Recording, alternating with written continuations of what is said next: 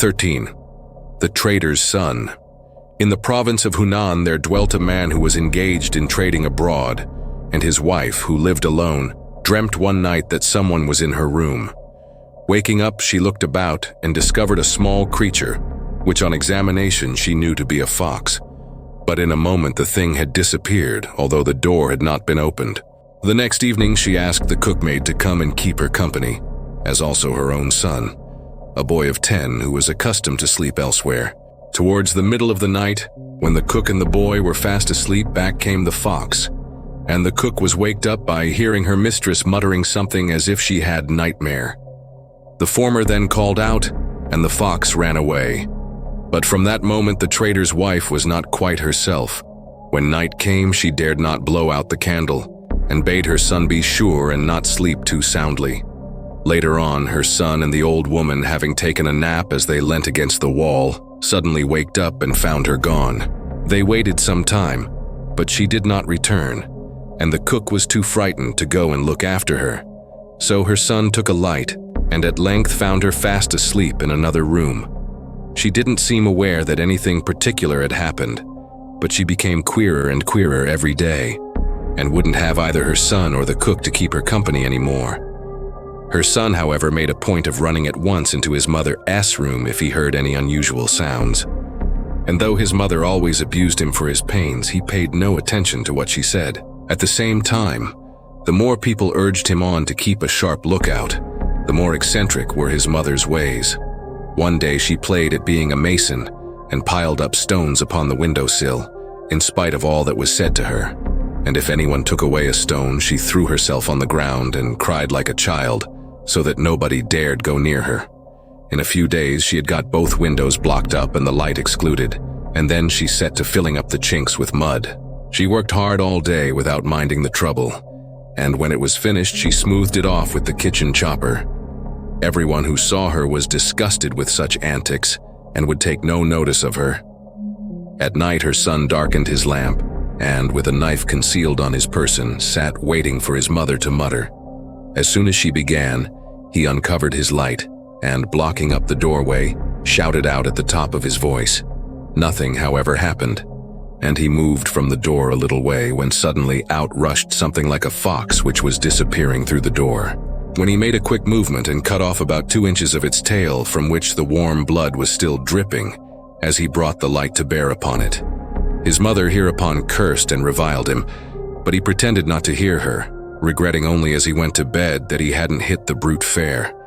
But he consoled himself by thinking that although he hadn't killed it outright, he had done enough to prevent it coming again. On the morrow he followed the tracks of blood over the wall and into the garden of a family named Ho, and that night, to his great joy, the fox did not reappear.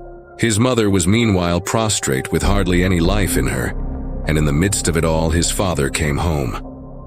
The boy told him what had happened, at which he was much alarmed, and sent for a doctor to attend his wife. But she only threw the medicine away, and cursed and swore horribly. So they secretly mixed the medicine with her tea and soup, and in a few days she began to get better, to the inexpressible delight of both her husband and son. One night, however, her husband woke up and found her gone, and after searching for her with the aid of his son, they discovered her sleeping in another room. From that time she became more eccentric than ever, and was always being found in strange places, cursing those who tried to remove her. Her husband was at his wits' end. It was no use keeping the door locked, for it opened of itself at her approach, and he had called in any number of magicians to exorcise the fox, but without obtaining the slightest result. One evening her son concealed himself in the Ho family garden, and lay down in the long grass with a view to detecting the fox's retreat. As the moon rose, he heard the sound of voices, and pushing aside the grass, saw 2 people drinking, with a long-bearded servant pouring out their wine, dressed in an old dark brown coat. They were whispering together, and he could not make out what they said, but by and by he heard one of them remark, "Get some white wine for tomorrow," and then they went away, leaving the long-bearded servant alone. The latter then threw off his coat and lay down to sleep on the stones, whereupon the trader's son eyed him carefully and saw that he was like a man in every respect except that he had a tail. The boy would then have gone home, but he was afraid the fox might hear him, and accordingly remained where he was till near dawn, when he saw the other two come back one at a time, and then they all disappeared among the bushes. On reaching home, his father asked him where he had been, and he replied that he had stopped the night with the Ho family. He then accompanied his father to the town, where he saw hanging up at a hat shop a fox's tail, and finally, after much coaxing, succeeded in making his father buy it for him.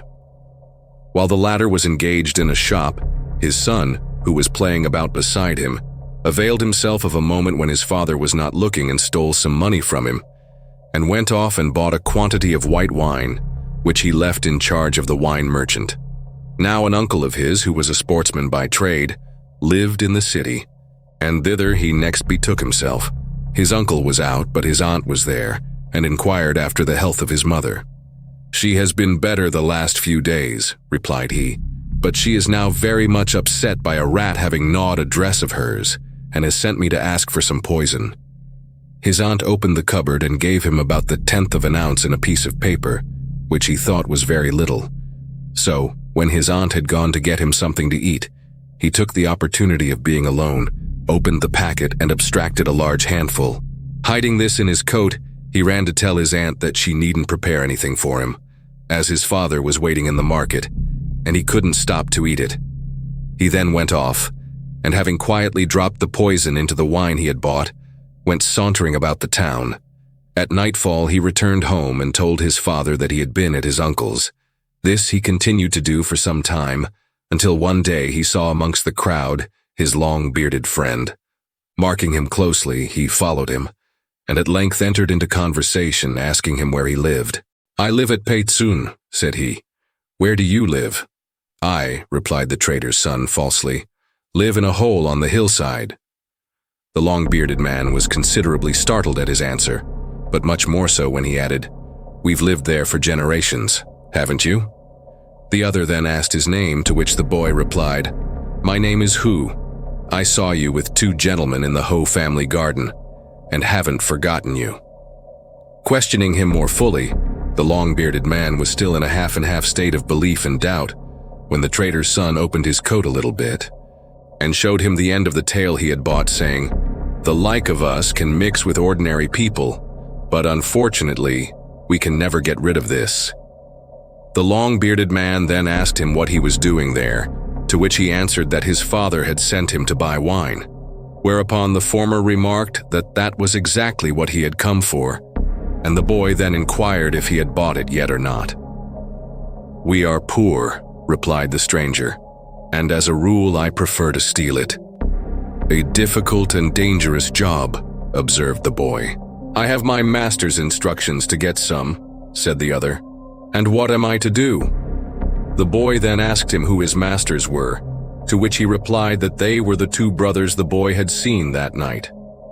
One of them has bewitched a lady named Wang, and the other the wife of a trader who lives near.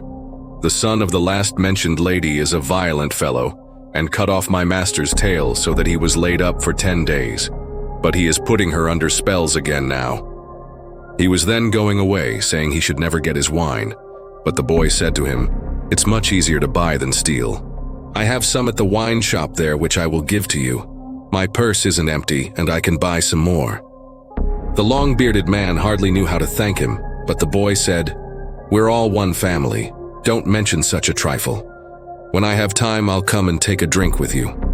So they went off together to the wine shop, where the boy gave him the wine, and they then separated. That night his mother slept quietly and had no fits, and the boy knew that something must have happened. He then told his father, and they went to see if there were any results.